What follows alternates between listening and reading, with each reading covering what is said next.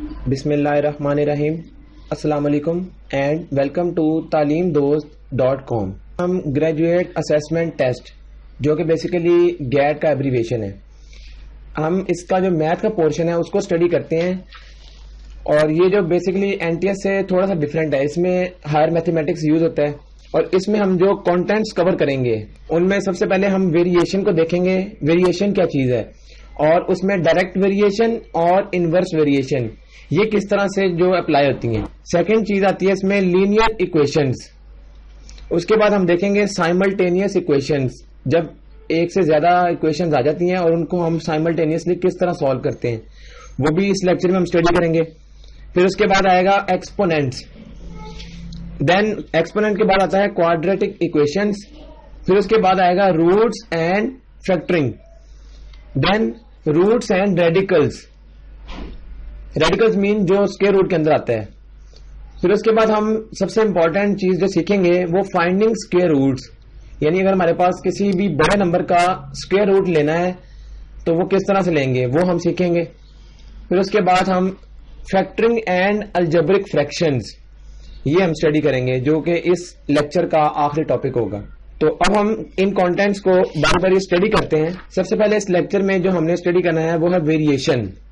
Variation means कि जब एक चीज में कोई इंक्रीज या डिक्रीज होता है तो उससे दूसरी चीज पर क्या असर पड़ता है वो हमने चेक करना है, उसको हम कहते हैं बेसिकली वेरिएशन, यानी वेरी होना।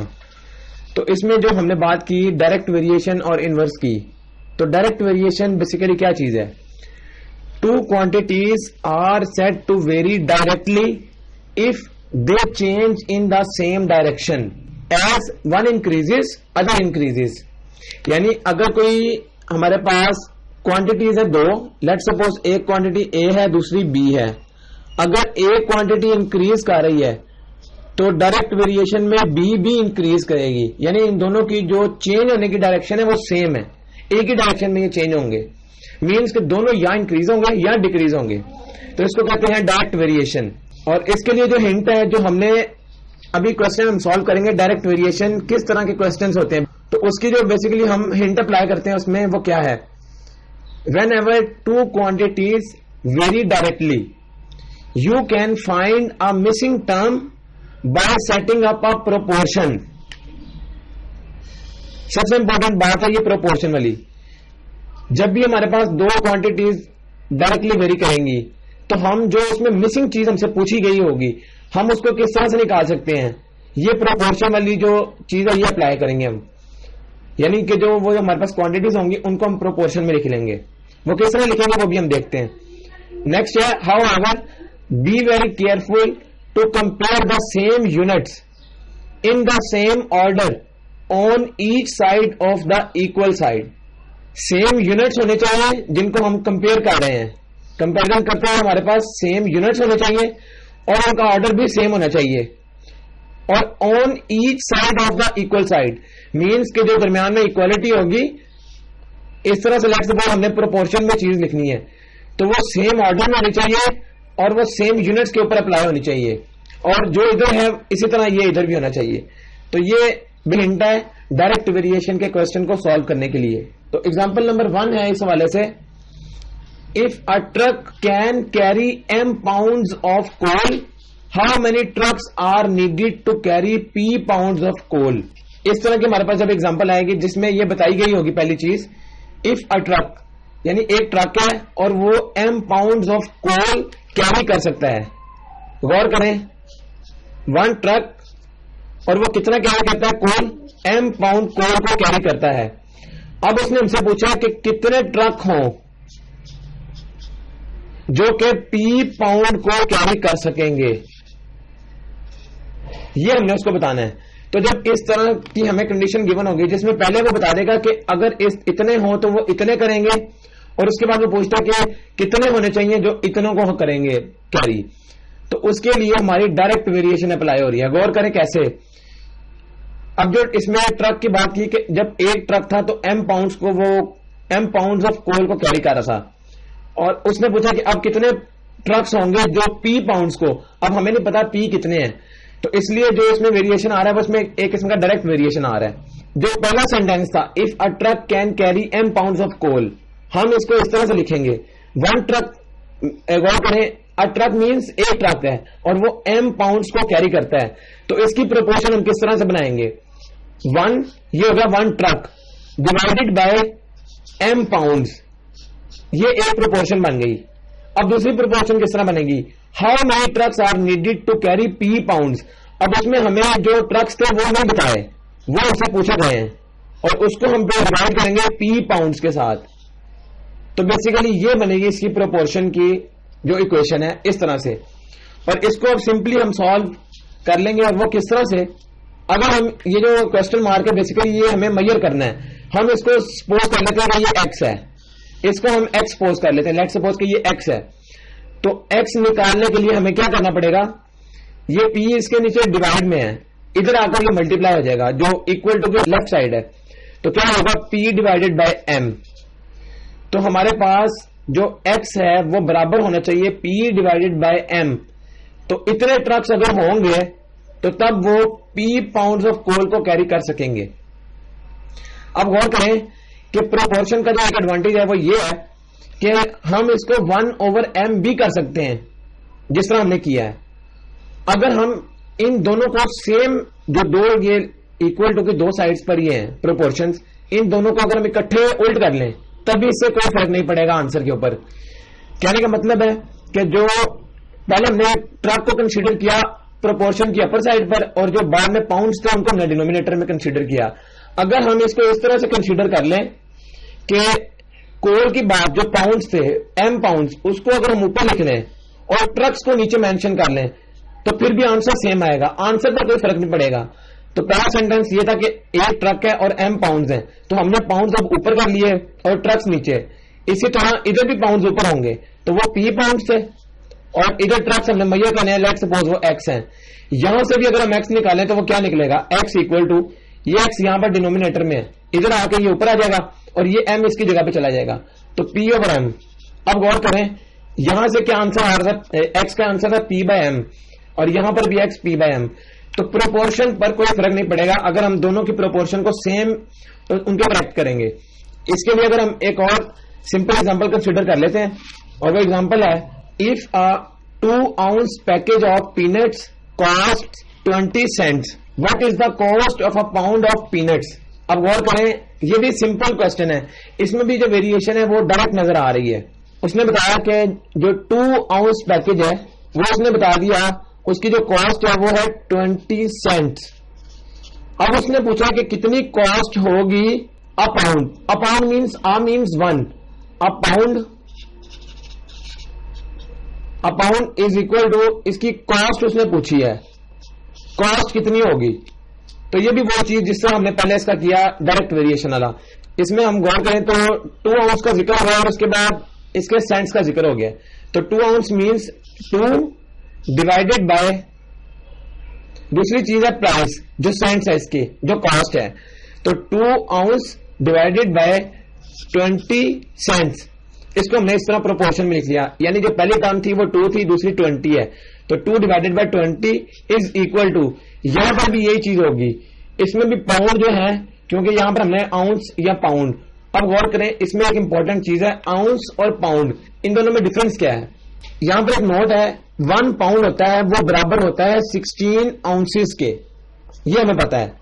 अब क्या करेंगे हम 1 पाउंड की जगह 16 ounce भी लिख सकते हैं क्योंकि यहां पर बात उसने 16 ounce की है, तो अब हम पाउंड की जिक्र नहीं करते। यहां पर उसने बताया कि अ पाउंड ऑफ पीनट्स, यानी इधर था 2 ounce और ये 20, यहां पर उसने कह दिया 1 pound divided by how many, तो लेट्स सपोज x हम कह लेते हैं कि वो उसकी कॉस्ट x है। अब ये 1 बेसिकली क्या था पाउंड, हम इसको कन्वर्ट कर लेंगे आउंस में और वो क्या आ जाएगा, वो बराबर आ जाएगा 16 के। 1 pound is equal to 16 ounces, तो वो 16 डिवाइडेड बाय x आ गया। अगर हम फर्दर देखें अब इसकी प्रोपोर्शन इसके बराबर आ गई, तो x हमने निकालना है, x इधर आ जाएगा और 2x की जगह पे चला जाएगा, तो 16 मल्टीप्लाई बाय ये वाला 20 डिवाइडेड बाय 2, ये कैंसिल हो जाएगा 10 के साथ, और 10 इंटू 16 160, तो इसकी जो कॉस्ट आएगी वो 160 आ जाएगी। अब यही हमने इसको बतानी थी। क्या किया हमने पहले दो चीजों को आपस में प्रोपोर्शन में लिख लिया, इसी तरह हमने इसी ऑर्डर में दूसरी चीज भी प्रोपोर्शन में लिखनी है जो दूसरे सेंटेंस में आ रही है, और इसमें भी अगर हम 20 का जिक्र पहले कर लें, यानी कॉस्ट का जिक्र ऊपर कर लें और आउंस का जिक्र नीचे कर लें, तो इससे आंसर पर कोई फर्क नहीं पड़ेगा, जैसा कि हमने एग्जांपल 1 में देखा। नेक्स्ट हमारे पास जो टॉपिक था वेरिएशन के हवाले से वो था inverse variation. Two quantities are said to vary inversely if they change in opposite directions as one increases other decreases। A और B, लेट्स सपोज दो क्वांटिटीज हैं, अगर A इंक्रीज करता है, इंक्रीज मीन्स के इसकी डायरेक्शन इस तरह है, तो B डिक्रीज करेगा। ये बेसिकली क्या बता रहा है कि इनकी डायरेक्शन दोनों की ऑपोजिट है, चेंज होने की डायरेक्शन। तो इसको फिर हम क्या कहेंगे कि ये इनवर्स वेरिएशन इसके ऊपर अप्लाई हुई है A और B के ऊपर। इसका भी हिंट है ऐसे क्वेश्चंस को सॉल्व करने का, और वो क्या, whenever two quantities vary inversely you can find a missing term by using multiplication। multiply first quantity by the second and set the product equal। जिस तरह हमने डायरेक्ट वेरिएशन के क्वेश्चन को सॉल्व किया, इसी तरह इनवर्स का क्वेश्चन भी सॉल्व होगा। सिर्फ डिफरेंस ये है कि उसमें हम प्रोपोर्शन में लिखते थे डायरेक्ट वेरिएशन में, और इनवर्स वेरिएशन में हम किस में लिखेंगे, मल्टीप्लिकेशन की सूरत में। हमने क्या किया, पहले हमने इसको इस तरह से लिखा था प्रोपोर्शन की सूरत में, समथिंग डिवाइडेड बाय समथिंग, लेकिन इनवर्स के केस में ये होगा समथिंग मल्टीप्लाई बाय समथिंग। इसमें हम डिवाइड नहीं करेंगे बल्कि मल्टीप्लाई करेंगे, और इक्वल टू, इसी तरह यहां पर भी जो दो चीजें होंगी वो आपस में मल्टीप्लाई हो जाएंगी। तो इसमें और उसमें डिफरेंस सिर्फ ये वाला साइन का है, उसमें था डिवाइड के नीचे और इसमें क्या है, मल्टीप्लाई करके दोनों आएंगी। तो ये इसका एक हिंट है इनवर्स वेरिएशन के क्वेश्चन को सॉल्व करने का। अब इसके अलावा हम एग्जांपल देख लेते हैं। एग्जांपल है, if a case of cat food feed 5 cats for 4 days how long would it feed 8 cats। अब वो उसने बताया कि एक कैट है और वो फीड करती है 5 cats को for 4 days, how long would it feed 8 cats। अब इसमें भी अगर हम गौर करें तो 3 चीजें गिवन है और एक चीज हमने निकालनी है, और हमें पता है हम इसके लिए मल्टीप्लिकेशन वाला फॉर्मूला लगाएंगे, इसको मल्टीप्लाई करेंगे। इसके लिए भी हम ऑर्डर जिस तरह पहले हमने किया था उसी तरह हम इसके ऊपर भी ऑर्डर अप्लाई करेंगे। अब गौर करें, कैट्स अगर पहले हैं, पहले कैट्स हैं और फिर डेज हैं, तो 5 cats multiply by 4 days equal to how many cats second time, वो है 8 cats, और उसको हम मल्टीप्लाई करेंगे how long. How long means कि इसमें टाइम उसने पूछा है, डेज पूछे हैं, तो वो हम लेट सपोज एक्स कर लेते हैं। हमने ऑर्डर का सेम रखना है, अगर पहले कैट्स हैं तो यहां पर भी पहले कैट्स आएंगी, और इधर क्या होगा, यहां पर डेज है तो ये भी डेज। अब हमने निकालना क्या है, हाउ मेनी डेज, एक्स। तो एक्स निकालने के लिए क्या करेंगे, 5 into 4 divided by 8 equal to 4 1 4 2, and 5 divided by 2 is 2.5 और 2 1/2। 2.5 भी इसका मतलब भी यही है 2.5 और ये 2.5, तो चाहे पॉइंट या डेसिमल फॉर्म में आ जाए तब भी हमारा आंसर ये 2.5 है। और अगर हम इसको इस फॉर्म में लिखना चाहें तो इसको हम इस तरह भी लिख सकते हैं 2 into 1/2। तो ये बेसिकली एक्स है, हाउ मेनी डेज या हाउ लॉन्ग, तो 2.5 डेज तक वो फीड कर सकती है 8 कैट्स को। तो इस तरह से हम इनवर्स वेरिएशन वाले क्वेश्चन को सॉल्व करेंगे by using this multiplication sign. और इसके हवाले से एक और एग्जांपल इनवर्स वेरिएशन की, if X man can do a job in h days how long would y man take to do the same job. अब हमें पता कैसे लगेगा कि ये इनवर्स वेरिएशन वाला क्वेश्चन है या डायरेक्ट वेरिएशन वाला। तो अगर एक चीज के इंक्रीज करने से दूसरी चीज इंक्रीज करेगी तो इसका मतलब है इसमें डायरेक्ट वेरिएशन अप्लाई हो रही है। और अगर हम एक चीज को इंक्रीज करके और दूसरी चीज को गौर करते हैं, अगर वो डिक्रीज होगी तो इसका मतलब है यहां पर इनवर्स वेरिएशन अप्लाई होगी, और उसका मेथड हमें पता लग गया। तो ऐसे सवाल में जिस तरह की एग्जांपल 2 है, if X man can do a job in h days, let's suppose X man है और वो वर्क करते हैं h days में। गौर करें, एक्स मैन और डेज है h, तो वो आप पूछ रहे हैं कि how long would Y man, man उसने बता दी है, वाई मैन है और वो सेम जो टास्क है, सेम जॉब है, उसको कितने मीन्स के वो एच ही है, पहले एक्स मैन थे वो एच डेज के लिए वर्क करते हैं, या वो अपने जो काम है वो h डेज में कंप्लीट करते हैं। अब उसने कहा है कि अगर y मैन हो तो वो सेम जॉब जो थी जो x कर रहा था वो कितने टाइम में करेगी। तो गौर करें, अगर मैन x है और जॉब फिक्स है, अगर हम मैन बढ़ा देंगे, मैन बढ़ाने से क्या होगा, उस जॉब के लिए जो ड्यूरेशन है वो कम हो जाएगी। तो इसमें फिर क्या चीज अप्लाई हो रही है, इनवर्स वेरिएशन, यानी एक चीज को अगर हम बढ़ाएंगे तो दूसरी चीज जो है रिजल्टेंट जो होगा वो कम हो जाएगा।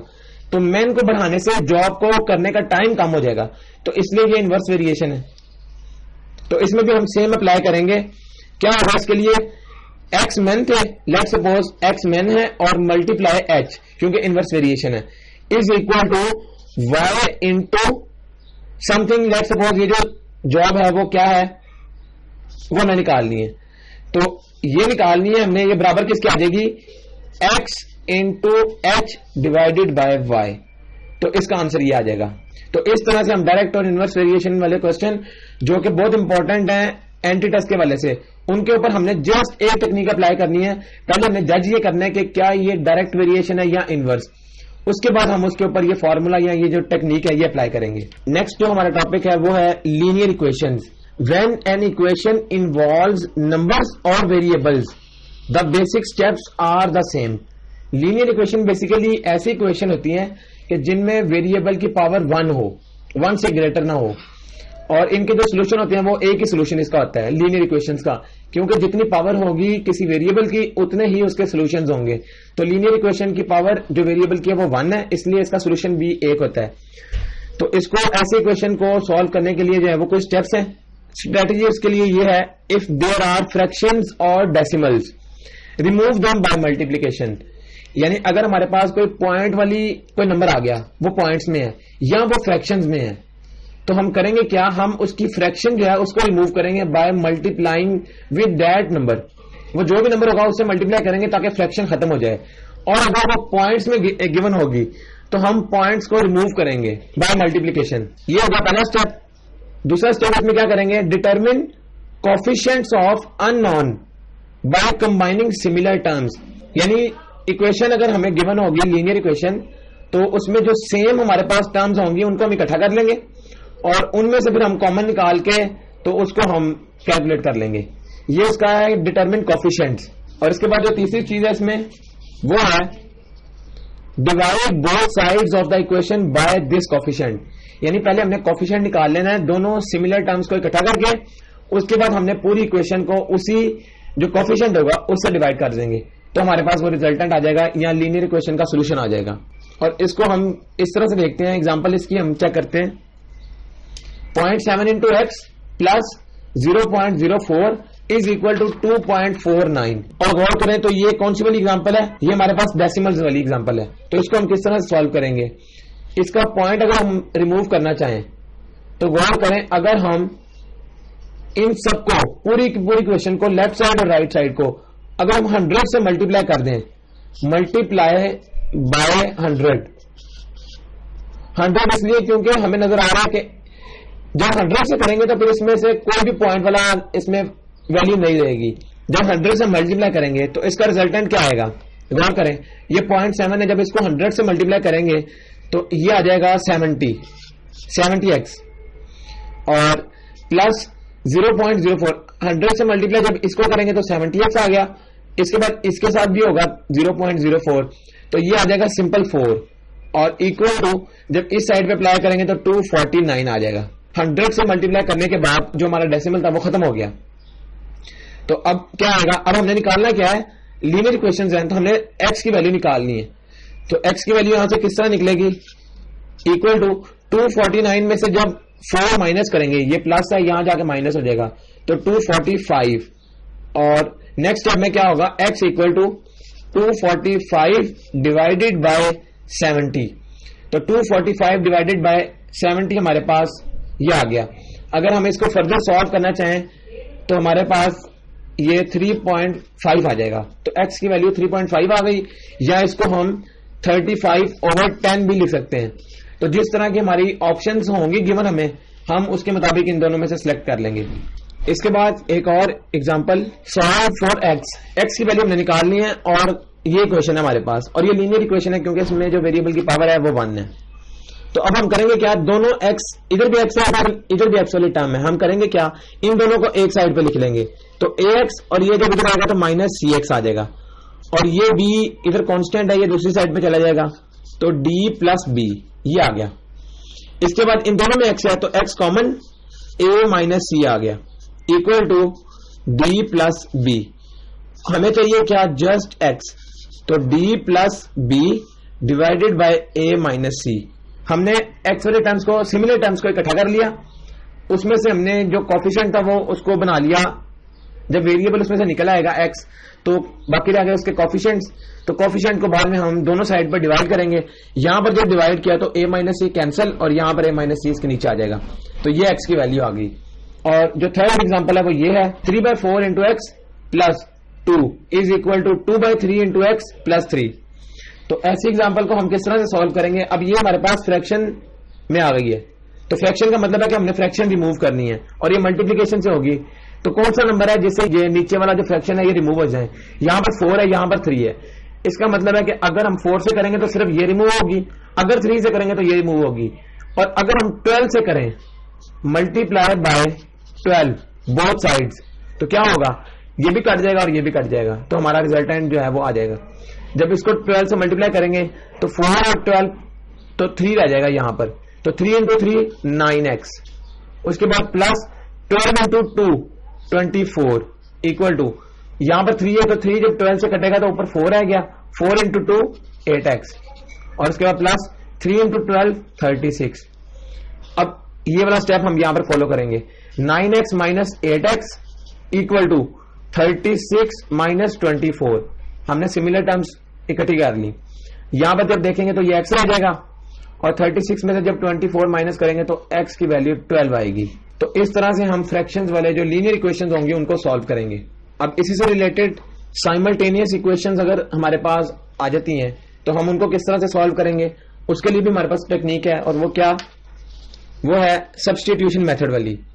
इन solving two linear equations involving two variables we use any one equation and find value of one variable in terms of other variable and then substitute value of this variable in other equation and solve for the existing variable, then put value of this variable in either equation and is solved for other variable। यानी ये जो सारी statement है इसका मतलब क्या है, अगर हमारे पास दो लीनियर इक्वेशंस गिवन हो, हम क्या करेंगे, हम एक इक्वेशन को पकड़ेंगे और उसमें से कोई एक वेरिएबल निकाल लेंगे एक साइड पर, उसको हम दूसरी इक्वेशन में पुट करेंगे तो हमारे पास अब एक आंसर आ जाएगा, फिर हम उस आंसर को फिर किसी एक इक्वेशन में पुट करेंगे तो दूसरा आंसर आ जाएगा। इसको हम एक एग्जांपल से सॉल्व कर लेते हैं। एग्जांपल है ये 2x minus 4y is equal to 2, 3x plus 5y is equal to 4। ये साइमल्टेनियस इक्वेशन इसलिए क्योंकि दो इक्वेशन इकट्ठी गिवन है और इन दोनों को हमने इकट्ठा सॉल्व करना है, और वो किस तरह से होंगी, जो अभी हमने बात की थी 2x minus 4y is equal to 2, ये पहली इक्वेशन है और ये दूसरी इक्वेशन है। हम लेट्स सपोज इसको कह लेते हैं ये फर्स्ट है ये सेकंड है। सॉल्व किस तरह करेंगे, पहली इक्वेशन को सॉल्व करेंगे और कोई एक वेरिएबल लेफ्ट साइड में हम ले लेंगे। लेट्स सपोज हम x को लेफ्ट साइड पे ले लेते हैं, तो यहां से क्या आ जाएगा 2 और ये प्लस 4 है, ये फर्स्ट इक्वेशन से यूजिंग फर्स्ट इक्वेशन, और यहां से अगर हम सिर्फ x निकालना चाहें तो x क्या आ जाएगा 2 प्लस 4y डिवाइडेड बाय 2। ये जो x के साथ 2 आ रहा था ये नीचे चला जाएगा, ये आ गया जस्ट x की वैल्यू। अब इस x की वैल्यू को हम पुट करेंगे सेकंड इक्वेशन में, ये है सब्स्टिट्यूशन मेथड। इस x की वैल्यू हम सेकंड में पुट करेंगे ताकि हमारे पास अब किसी एक का आंसर आ जाए और वो y का आंसर आ जाएगा। अब ये क्या है 3, x की वैल्यू हम यहां पर पुट करेंगे, वो क्या थी 2 plus 4y divided by 2 plus 5y as it is equal to 4। अब यहां से हमें नजर आ रहा है कि y की वैल्यू निकल आएगी, और वो किस तरह से निकलेगी, ये आ जाएगा 3 into 2 6 plus 3 into 4 12y divided by 2 plus 5y is equal to 4। और यहां से जब हम एलसीएम लेंगे इस साइड पर तो वो आ जाएगा एलसीएम 2, और यहां पर आ जाएगा 6 प्लस 12y प्लस यहां पर 2 नीचे नहीं है तो 2 पर 5 के साथ मल्टीप्लाई हो जाएगा, वो आ जाएगा 10y इज इक्वल टू 4। और ये 2 जब यहां चला जाएगा तो अब इसका रिजल्टेंट आ जाएगा 12 plus 10 22y plus 6 equal to 4 into 2 8। और जब यहां से y हम निकालना चाहेंगे वो क्या आएगा 8 माइनस 6, आंसर आ जाएगा 2। और फिर जब y यहां से निकालना चाहेंगे तो y आ जाएगा 2/22 और ये आ जाएगा 1/11। तो y की वैल्यू आ गई 1/11। अब ये y की वैल्यू हम इन दोनों में से चाहे जिसमें मर्जी पुट कर ले, हमारे पास x की वैल्यू आ जाएगी। तो हम इसको फर्स्ट वैल्यू में अगर पुट करें तो ये y का आंसर है और x का आंसर क्या आएगा 2 इंटू एक्स, ये as it is, minus 4 into Y, Y था 1/11 इक्वल टू 2। जब हम इसको सॉल्व करेंगे फर्दर तो ये आ जाएगा 2x माइनस 4/11 इक्वल टू 2 और यहां पर इसका एलसीएम ले लेंगे तो 11 एलसीएम आ गया इसका और 11 into 2 22x minus 4 equal to 2। और अब इसके बाद क्या होगा, ये 11 और ये 2 आपस में मल्टीप्लाई हो जाएंगे तो 22x minus 4 is equal to 2 into 11 22 और हमें चाहिए सिर्फ x, तो 22x इज इक्वल टू, ये माइनस 4 यहां पर है और यहां जाके प्लस 4 हो जाएगा तो प्लस 4 है 22 26। इसके बाद अगर हम x की वैल्यू कैलकुलेट करना चाहें तो x की वैल्यू आएगी 26/22, 26/22 इसकी वैल्यू आ जाएगी। अगर हम इसकी फर्दर कटिंग करें तो ये आ जाएगा 13/11। तो x की वैल्यू 13/11 और y की वैल्यू 1/11। तो इस तरह से हम साइमल्टेनियस इक्वेशन को सॉल्व करेंगे। Next topic exponents. एक्सपोनेंट्स के हवाले से हम कुछ इसके रूल देखेंगे कि जब एक्सपोनेंट का क्वेश्चन आएगा तो हम उसके ऊपर किस तरह से एक्सपोनेंट को ऐड, सब्ट्रैक्ट या मल्टीप्लाई और डिवाइड करेंगे, वो हम देखते हैं। As exponent is a mathematical notation indicating that a number called the base has multiplied 1 और मोर टाइम्स बाय इटसेल्फ। इसका मतलब है कि जो बेस हमें गिवन होगी उसकी जो भी पावर होगी वो पावर ये बता रही है कि बेस आपस में कितनी दफा मल्टीप्लाई हो रही है। अगर उसकी पावर 1 होगी तो इसका मतलब है जस्ट वो एक दफा ही आ रहा है। अगर उसकी 2 हो जाएगी पावर तो इसका मतलब है बेस 2 दफा मल्टीप्लाई हो रही है। 3 आएगी पावर तो 3 दफा मल्टीप्लाई हो रही है। और इसके लिए अगर हम एग्जांपल देखें, for example in term 2 cube 2 power 3, इसका मतलब क्या है कि 2 बेस है, 2 is base and 3 is exponent. इस टर्म का मतलब है क्या हुआ 2 का क्यूब। इसका मतलब है दिस टर्म मीन्स 2 टाइम्स 2। ये टाइम्स बेसिकली क्या रिप्रेजेंट करता है, ये रिप्रेजेंट करता है मल्टीप्लीकेशन को, यानी 2 मल्टीप्लाई बाय 2 मल्टीप्लाई बाय 2, 3 दफा 2 आपस में मल्टीप्लाई हो रहा है। इस क्यूब का मतलब ये है। अगर इसकी क्यूब की जगह पावर 10 हो जाती तो 2 10 टाइम्स मल्टीप्लाई होगा आपस में। And is read 2 to the third power, इसको हम इस तरह भी रीड करते हैं, 2 क्यूब भी रीड करते हैं 2 टू द थर्ड पावर, यानी जो इसकी पावर है वो बेसिकली है 2 टू द थर्ड पावर। अब इसके लिए हम कुछ रूल्स देखते हैं। Rules of exponents. To multiply powers of the same base add the exponents, ये सबसे पहला रूल है। और अभी हम इसकी एग्जांपल भी देख लेंगे कि किस तरह। दूसरा रूल है to divide powers of the same base subtract the exponent of the divisor from the exponent of dividend. और थर्ड एक इसका रूल है एक्सपोनेंट का, वो है to find the power of a power multiply the exponents. अब ये 3 rules हमने देख लिए। इन तीन रूल्स के लिए हम एग्जांपल कंसीडर करते हैं। These 3 rules can be written as, number 1 is x power 6 multiply by x power 6 is equal to what. Second example है x power 6 divided by x power 4 और थर्ड है x का square और whole cube. अब ये 3 हमारे पास rules थे, ये क्या बता रहे थे कि अगर हम बेसिस को जिनकी पावर्स हैं और वो सेम हमें नजर आ रही है 6, अगर हम इनको मल्टीप्लाई करना चाहें तो इनकी पावर सिंपल ऐड हो जाएगी। तो ये क्या आएगा 6 प्लस 6, बेस x रहेगी लेकिन पावर्स उसकी ऐड हो जाएंगी तो ये आ जाएगा x पावर 12। जब बेसिस सेम होंगी तो पावर्स ऐड हो जाएंगी, ये पहला रूल है। इसी तरह दूसरा रूल था अगर हम डिवाइड करना चाहें, बेसिस सेम हो, x बेस है इधर भी x बेस है तो ये पावर है 6 और डिवाइडेड बाय x पावर 4, तो इसको फिर हम क्या करेंगे, इसको हम इस तरह से लिखेंगे x पावर 6 माइनस 4, यानी जो डिवाइड के बाद वाली पावर होगी वो बेसिकली माइनस हो जाएगी पहली वाली पावर में से। तो 6 माइनस 4, इसका आंसर क्या आएगा x पावर 2। इस तरह से हम डिवाइड करेंगे और तीसरा रूल ये था कि अगर किसी बेस की कोई पावर गिवन है, लेट सपोज वो पावर 2 है, एक्स स्क्वायर हो गया, इसका अगर हम क्यूब करना चाहें यानी एक्स के स्क्वायर का फिर क्यूब, तो सिंपली हम क्या करेंगे, एक्स का स्क्वायर है यानी एक्स की पहले पावर आ रही है और अगेन उसकी पावर आ रही है, तो हम सिंपली करेंगे क्या, ये 3 और 2 को आपस में मल्टीप्लाई करेंगे तो रिजल्टेंट क्या आएगा, 3 इंटू 2 आंसर 6, तो एक्स की पावर 6, ये आंसर आ गया। तो इस तरह से हम जो एक्सपोनेंट के रूल्स हैं वो ये बेसिकली 3 रूल्स ही अप्लाई होते हैं। इसके बाद एक note important, a variable base with an even exponent has 2 values that is 1 positive and 1 negative. इसका मतलब क्या है कि अगर किसी वेरिएबल जो बेस में आएगा, लेट सपोज एक्स का स्क्वायर है लेट सपोज, और वो कोई भी आंसर है, इस तरह से 25 आंसर है लेट सपोज, ये जो नोट है ये बता रहा है कि ये हमारे पास वेरिएबल है और ये बेस है, जब इसकी पावर इवन आ जाएगी, इवन 2 जो है वो इवन है, तो फिर हम उसका क्या करेंगे, जो आंसर होगा उसकी एक वैल्यू पॉजिटिव आएगी यानी +5 आ जाएगी और एक वैल्यू इसकी -5 आएगी, यानी एक प्लस वैल्यू पॉजिटिव आएगी और एक नेगेटिव आएगी जब उसकी पावर इवन होगी।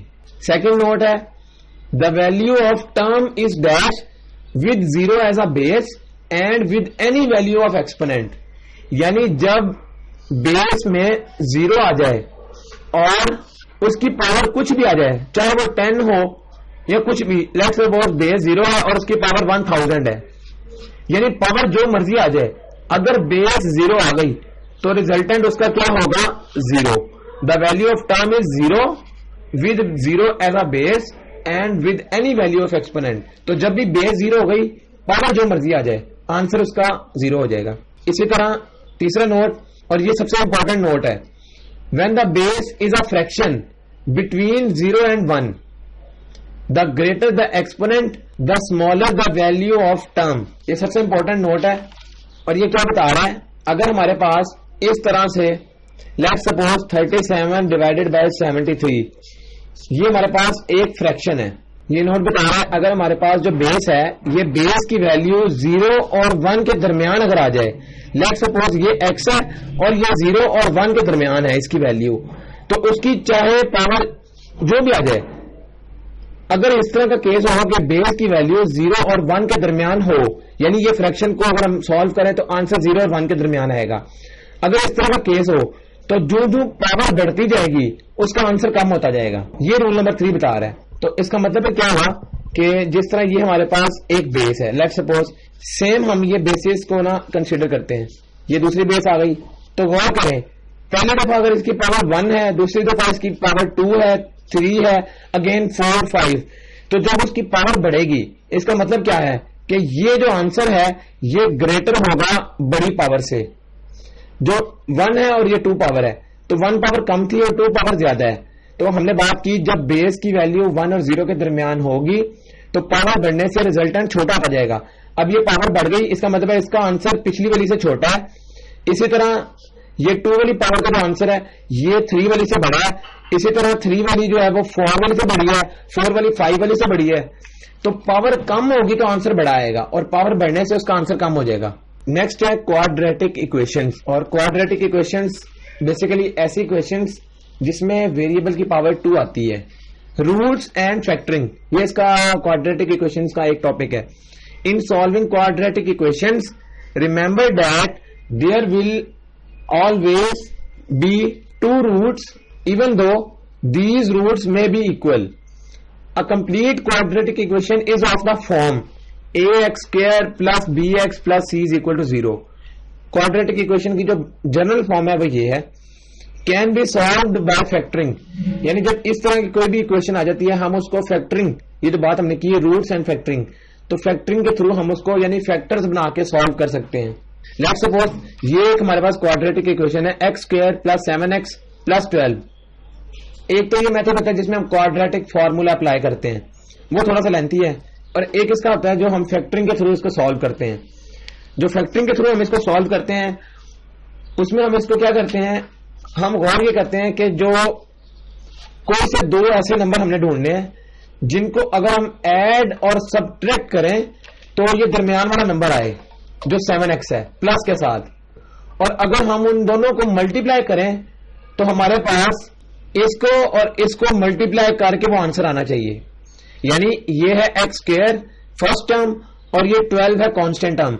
जब एक्स स्क्वायर और 12 को मल्टीप्लाई करें तो जो रिजल्टेंट आए ये है 7x दरमियान वाली टर्म, और जब 12 को और एक्स स्क्वायर को मल्टीप्लाई करेंगे तो ये आ जाएगा 12x स्क्वायर।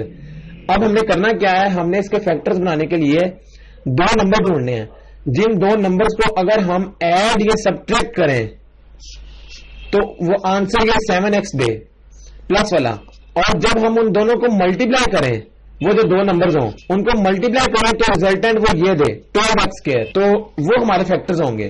तो अगर हम गौर करें तो क्या बनेंगे इसके फैक्टर्स? इसके फैक्टर्स कुछ इस तरह से होंगे, ये है एक्स स्क्वायर, तो 7x के फैक्टर्स अगर हम गौर करें कि जो ऐड और सब्ट्रैक्ट हो तो 4 और 3 को अगर हम ऐड करें तो 7 बनता है, और अगर 4 3 को मल्टीप्लाई करें तो 12 आता है। इसका मतलब है कि 4 और 3 इसके फैक्टर्स हैं, तो साइन का हमने ध्यान रखना है। अब ये 7x था तो +4 और +3, और इसी तरह जब इन दोनों को मल्टीप्लाई करेंगे तो वो +12x स्क्वायर बनेगा। तो क्या होगा, ये हमारे फैक्टर्स आ गए।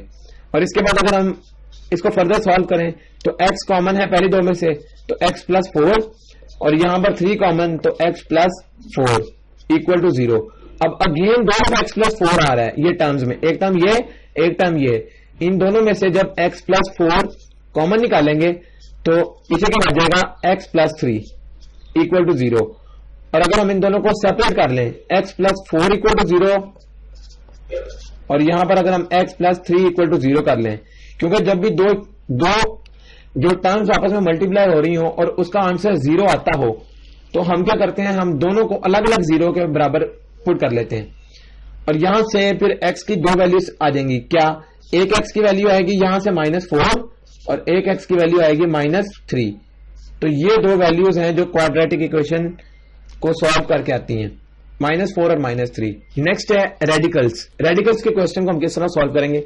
In solving equations containing radicals, always get the radical alone on one side of the equation, then square both sides to remove the radical and solve। यानी जब भी रेडिकल वाला कोई एक्सप्रेशन आ जाएगा, हम सिर्फ रेडिकल वाले पार्ट को एक साइड पे रखेंगे इक्वेशन की, और दूसरी साइड पर हम बाकी सब ले जाएंगे।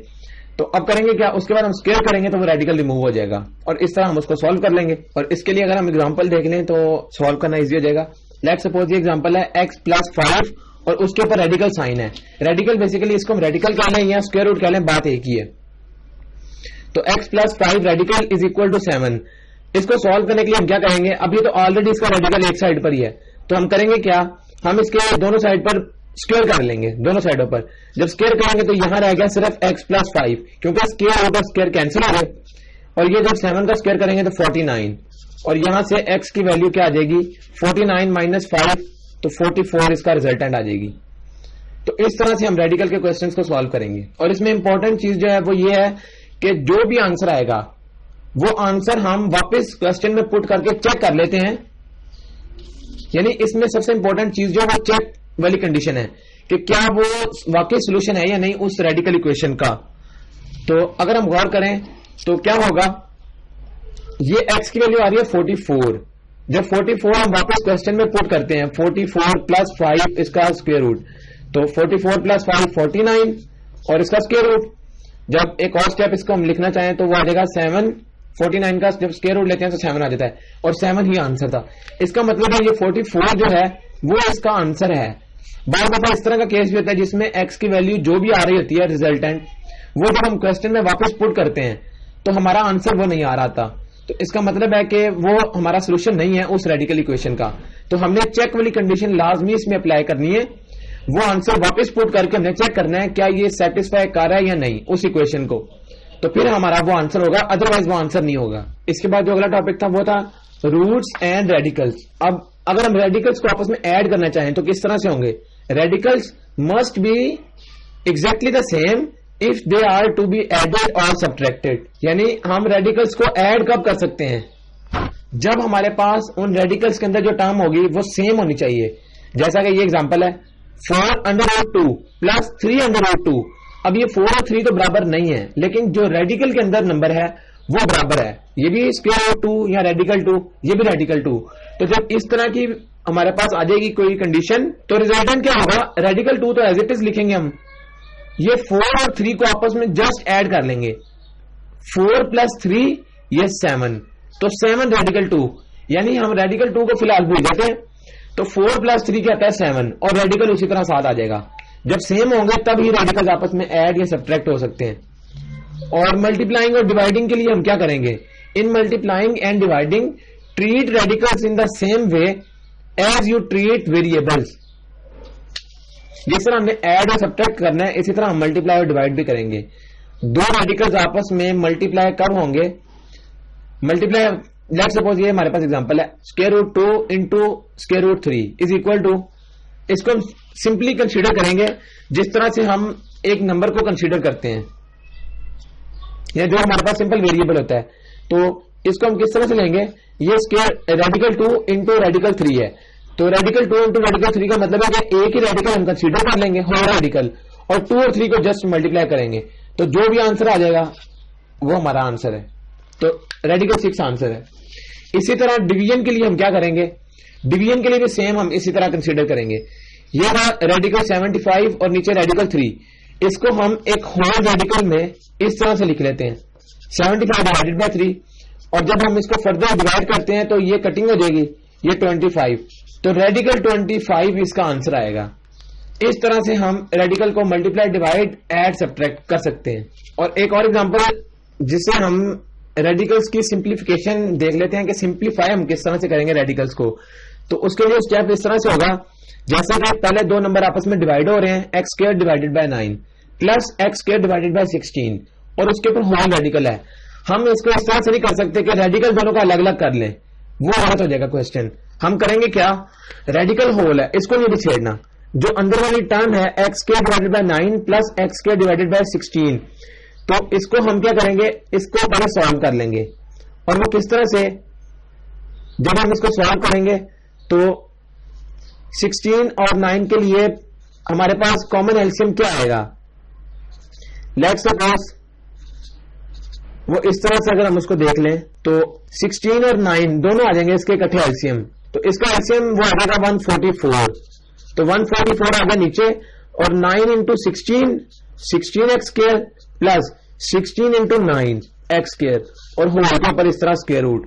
तो हम करेंगे क्या, पहले उसका अंदर वाला जो है एलसीएम, तो इसके स्क्वायर रूट के अंदर या रेडिकल के अंदर पहले हम सॉल्व करेंगे, तो क्या आएगा इसका, ये आ जाएगा रेडिकल, अभी हमने नहीं छेड़ना, रेडिकल आगे यह आएगा 144, ये नीचे आ जाएगा, और 16 + 9 ये सिंपली आपस में ऐड हो गया 25x² आ जाएगा। और जब हम इसका रेडिकल अगर सॉल्व करना चाहें तो हो सकता है, रेडिकल दोनों का अगर हम अलग अलग कर लें, तो रेडिकल अलग करने से 5 को जब रेडिकल होगा तो वो 25 का रेडिकल जब लेंगे तो वो 5 आ जाएगा, x² का रेडिकल जस्ट x, और नीचे 144 है तो वो 12 आ जाएगा, तो 5x / 12 ये हमारा आंसर होगा। इस तरह से हम सॉल्व करेंगे, ना कि हम यहां पर ही रेडिकल दोनों का सेपरेट कर लें और आंसर लें, वो आंसर हमारा गलत होगा। और इस लेक्चर का जो सबसे इंपॉर्टेंट आर्टिकल वो है फाइंडिंग स्क्वायर रूट्स, यानी कोई भी हमारे पास अगर बड़ा नंबर आ जाता है, बड़े से बड़ा नंबर आ जाता है, हमने उसका स्क्वायर रूट ओपन करना है, या उसका अगर हम स्क्वायर रूट लेना चाहें तो वो किसके बराबर होगा, वो निकालने का एक इजी मेथड है, और वो क्या है, to find the number of digits in the square root of a number. The first step for finding a square root is to pair off the numbers in the radical sign or either side of the decimal point. Every pair of numbers under the radical gives one number in the answer. और example है ये square root 32148 अब ये एक 6 digit number है, हमने इसका square root लेना है, तो इसका स्क्वायर रूट हम ये तो कैलकुलेटर के बगैर नहीं आ सकता, यहां पर हमें बारी बारी सारे नंबरों को चेक करना पड़ेगा, एक नंबर को उसी नंबर से मल्टीप्लाई करें तो वो आंसर ये आना चाहिए, और ये भी हमारे पास टाइम की कमी की वजह से पॉसिबल नहीं कि हम ऐसा कर सकें। तो हमें करना क्या है, हमें उसके लिए 2 चीजें याद रखनी है, और वो क्या, जब भी स्क्वायर रूट के अंदर कोई बड़े से बड़ा नंबर आ जाएगा, हम सबसे पहले क्या करेंगे, हम उसकी पेयरिंग करेंगे। यानी लेट्स सपोज यहां पर गौर करें तो 6 नंबर हैं, 32148 9 6 डिजिट्स इसके हैं, हम करेंगे क्या, सबसे पहले 2 डिजिट्स का एक पेयर, उसके बाद जो 2 डिजिट्स हैं उनका भी एक पेयर, फिर 2 डिजिट्स उनका एक पेयर। तो अब गौर करें 6 डिजिट्स थे, 3 पेयर्स बन गए। तो इसका मतलब है कि जब हमारा रिजल्टेंट आएगा वो 3 उसके डिजिट्स होंगे, यानी जो हमारे पास पेयरिंग करने के बाद आ रहे हैं 1 2 3। अब ये 3 डिजिट्स हमारा आंसर होगा, लेकिन हमें नहीं पता ये 3 डिजिट्स कौन से होंगे, और वो निकालने का तरीका हमारे पास क्या है, ये 3 2 का 1 आ जाएगा, यहां पर 3 2 से 1, 1 4 से दूसरा नंबर और 8 9 से तीसरा नंबर। अब गौर करें तो इस स्क्वायर रूट के अंदर जो नंबर है ये बड़ा नंबर है 3 2 1 4 8 9, इसका लास्ट डिजिट है 9। हमारा जो आंसर होगा उसका जो लास्ट डिजिट होगा, अगर हम उस नंबर को उसी नंबर से मल्टीप्लाई करें तो हमारे पास जो रिजल्टेंट आएगा, लेट सपोज ये जो भी नंबर है, हम कहते हैं ये नंबर लेट सपोज 3 है, हालांकि 3 नहीं है लेकिन हम कहते हैं 3 नंबर है लेट सपोज। तो अगर ये 3 नंबर है, 3 डिजिट नंबर जो आंसर आया है, ये लेट सपोज आंसर है हमारा, इसमें जो लास्ट डिजिट होगा अगर हम उस डिजिट को उसी के साथ दोबारा मल्टीप्लाई करें, जो आंसर आएगा वो आंसर ये लास्ट डिजिट होना चाहिए। इसका आंसर आएगा 3 इंटू 3 9, और अगर हम गौर करें तो ये भी 9 है। जब इस तरह की कंडीशन हमारी सेटिस्फाई करेगी तो जो ऑप्शन के अंदर लास्ट वाला डिजिट 3 वाला होगा हमारा वो आंसर होगा। 2 चीजें क्या हमने कंसीडर की, 6 डिजिट नंबर की जब पेयरिंग करेंगे तो 3 डिजिट आंसर आएगा। पहली चीज ये है हम आंसर के अंदर 3 डिजिट्स वाला आंसर ढूंढेंगे। जब वो हमने ढूंढ लिया, अगर तो कोई एक ही 3 डिजिट वाला आंसर है तो हम उसको आंखें बंद करके उसको टिक कर लेंगे, हमारा वो आंसर है। और अगर हमारे पास 4 या 5 ऑप्शन 3 डिजिट वाली आ जाती हैं तो फिर हमें सेकंड चीज क्या अप्लाई करनी है, जो लास्ट डिजिट होगा यानी थर्ड डिजिट, उस डिजिट को उसी के साथ मल्टीप्लाई करें। आंसर अगर 9 आता है, जिस तरह ये लास्ट डिजिट 9 है, तो तब हमारा वही आंसर होगा। अब गौर करें तो हमारा 3 डिजिट आंसर तो हमें पता लग गया वो आएगा। उसके बाद हमारा लास्ट डिजिट है, इस केस के लिए हमारा लास्ट डिजिट क्या क्या पॉसिबल है। अगर लेट्स सपोज यहां पर 2 वाली कोई ऑप्शन है, लास्ट में 2 वाला नंबर है, तो 2 इंटू 2 तो 4 होता है, ये 9 है, इसका मतलब है 2 वाला आंसर नहीं होगा। तो 3 इंटू 3 ये 9 होता है, इसका मतलब है एक ऑप्शन तो आ गई कि जो 3 वाला होगा वो आंसर हो सकता है। दूसरी चीज अगर 4 कंसीडर करें तो 4 इंटू 4 16 होता है और ये 9 है, ये भी नहीं हो सकता। 5 इंटू 5 25 वो भी नहीं हो सकता। 6 इंटू 6 36 वो भी नहीं हो सकता। अब गौर करें 7 इंटू 7 49, यानी जब 7 को 7 से हम मल्टीप्लाई करते हैं तो आंसर आता है 49। तो ये लास्ट डिजिट और ये लास्ट डिजिट दोनों सेम है, इसका मतलब है 7 वाली ऑप्शन भी हो सकती है। तो अगर हमारा आंसर 3, हमें 3 वाला डिजिट पड़ा हुआ तो हम 3 वाले को टिक कर लेंगे, और अगर 7 वाला हमें आंसर गिवन होगा तो हम 7 वाले को जस्ट टिक कर लेंगे। तो ये हमारी टेक्निक है किसी भी बड़े नंबर का स्क्वायर रूट लेने की। अगर हम इसी से रिलेटेड एक और एग्जांपल कंसीडर करें, एग्जांपल नंबर 2, और जो पेपर में क्वेश्चन आता है वो इस तरह से आता है, the square root of 61504 is exactly, और ये आगे 5 ऑप्शन है। हमने जो अभी एक चीज अप्लाई की है वही हम इसके ऊपर अप्लाई करेंगे, तो हमारा जो रिजल्टेंट है वो हम चेक कर लेते हैं। अब ये 5 नंबर है 245 246 47 48 49, ये 5 इसके आंसर हैं। इनमें से कोई एक करेक्ट है, बाकी 4 इसमें रॉन्ग है। हमने क्या चीज करनी है, हमने उसी तरह जिस तरह पहले हमने किया स्क्वायर रूट के अंदर ये जो नंबर है 61504 ये नंबर है। अब गौर करें इसकी जब हम पेयरिंग करेंगे तो 1 2, और अभी तक तो पेयरिंग नहीं हो सकती, तो अगर तो एक ही डिजिट रहेगा इसका मतलब ये तीसरा आ जाएगा, तो रिजल्टेंट इसका 3 डिजिट आंसर आएगा, ये 3 डिजिट इसका आंसर आएगा। जब 5 होंगे तब 3 आ जाएंगे, मतलब ये 2 से 1 आ गया, इन 2 से भी 1 आ गया, अब लास्ट में 4 बचा है तो अकेला 4 है, इसलिए इसके लिए भी 1 आ जाएगा।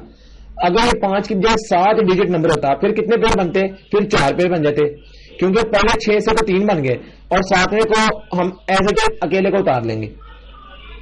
अब गौर करें 3 डिजिट नंबर हमारा आंसर होगा, लेकिन ये सब के सब आंसर क्या है 3 डिजिट्स। तो इसका मतलब है फिर ये सब सही है, तो सब तो सही नहीं है।